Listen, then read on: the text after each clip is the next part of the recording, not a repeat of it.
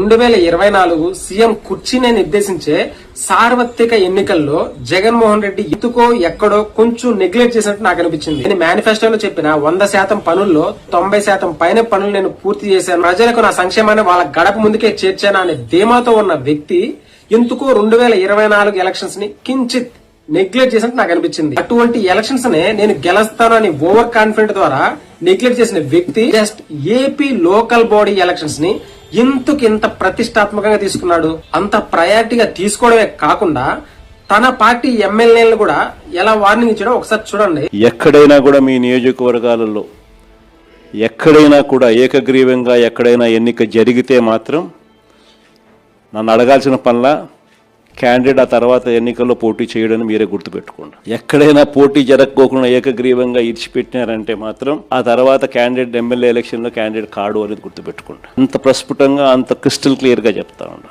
ప్రతి చోట పోటీ జరగాల. ఎన్నికలు అయిపోయిన తర్వాత కూడా నేను రిపోర్ట్లు తెప్పించుకుంటాం. మీ ఎమ్మెల్యే క్యాండిడేట్ ప్రతి చోట పోటీకి నిలబెట్టాడా, క్యాండిడేట్ నిలబెట్టలేదా అనేది పోటీ రిపోర్ట్లు తెప్పించుకుంటాం.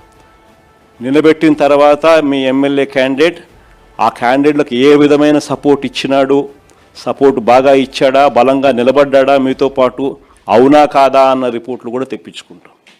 ఏ స్థానమైనా సరే ఏపీలో జరిగే లోకల్ బాడీ ఎలక్షన్స్ లో ఏ స్థానమైనా సరే ఏకగ్రీవం అయితే అక్కడ ఉన్న ఎమ్మెల్యేకి నెక్స్ట్ ఎలక్షన్స్ లో సీట్ ఇవ్వను అని ఖరాఖండిగా చెప్పేస్తున్నాడు. 2024 ఎలక్షన్స్ జరిగిన ఓటమి జగన్మోహన్ రెడ్డికి ఏం నేర్పించింది? 2024 ఎలక్షన్స్ జరిగిన తప్పుని జరగబోయే లోకల్ బాడీ ఎలక్షన్స్ లో ఆ తప్పు జరగకుండా చూసుకుంటున్నాడా? 2024 ఎలక్షన్స్ కి ఇప్పుడు జరగబోయే లోకల్ బాడీ ఎలక్షన్స్ కి జగన్మోహన్ రెడ్డిలో వచ్చిన ఈ మార్పుకి కారణం ఏంటి? ఈ ఎలక్షన్స్ ని ఇంత ప్రతిష్టాత్మకంగా తీసుకోవడానికి రీజన్ ఏమై ఉంటుందో మీకు తెలిస్తే ఖచ్చితంగా మీ అభిప్రాయాన్ని కామెంట్ రూపంలో తెలియజేయండి. Thank you for watching.